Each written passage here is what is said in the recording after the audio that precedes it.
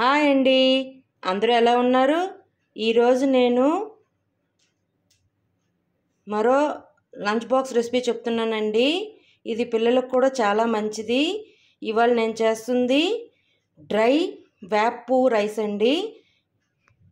ఇదో ఇక్కడ ఉంది కదా చిన్న బౌల్లో, అది డ్రై వేప పువ్వు అండి. మన ఉగాదికి వస్తుంది కదా వేప పువ్వు, దాన్ని ఒక ప్లేట్లో పువ్వు అంతా విడదీసి ఇంట్లో ఎండలో పెట్టకుండానే ఒక ప్లేట్లో వేసుకొని డ్రై చేసుకొని ఒక బాక్స్లో స్టోరేజ్ చేసుకోవాలండి. మనకి ఎప్పుడు కావాలంటే అప్పుడు చేసుకోవచ్చు. నేను ఇది ఒక 1.5 టేబుల్ స్పూన్ దాకా తీసుకున్నాను వేప పువ్వు. కరివేపాకు ఒక రెమ్మ, మినప్పప్పు 1/2 టేబుల్ స్పూన్, ఆవాలు 1/2 టేబుల్ స్పూన్, జీలకర్ర 1 టేబుల్ స్పూన్, ఇంగువ చిటికెడు, ఉప్పు తగినంత, ఎండుమిరపకాయలు 4 తీసుకున్నాను, ముక్కలుగా కట్ చేసుకున్నాను. అన్నం ఒక మనిషికి సరిపడేటట్టుగా పెట్టుకున్నానండి, వండి పెట్టుకున్నాను. ఆయిల్ సరిపడంత. పొయ్యి మీద కడాయి పెట్టుకొని 2 to 3 టేబుల్ స్పూన్ ఆయిల్ వేసుకున్నాను. అది మీడియం ఫ్లేమ్లోనే పెట్టుకోవాలండి. ఆయిల్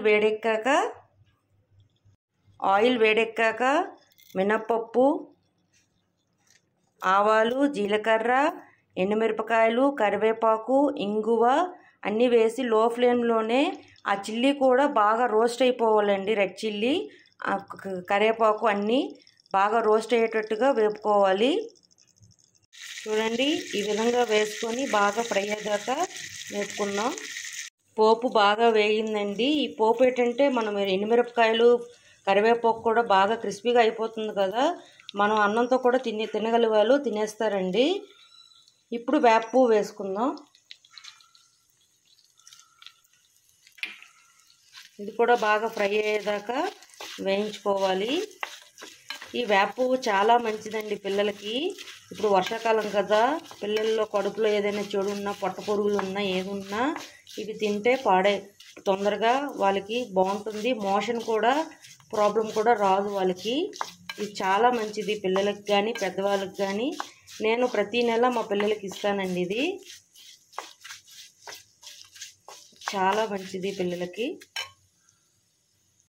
చూడండి, ఇది కూడా బాగా వేగింది. ఇప్పుడు దీంట్లోనే నేను దీనికి అన్నం సరిపడేంతగా ఉప్పు వేసుకున్నాను. ఇది కూడా ఒక 5 మినిట్స్ వేగాక మనం బాయిల్ చేసి పెట్టుకున్న రైస్ని వేస్తాను.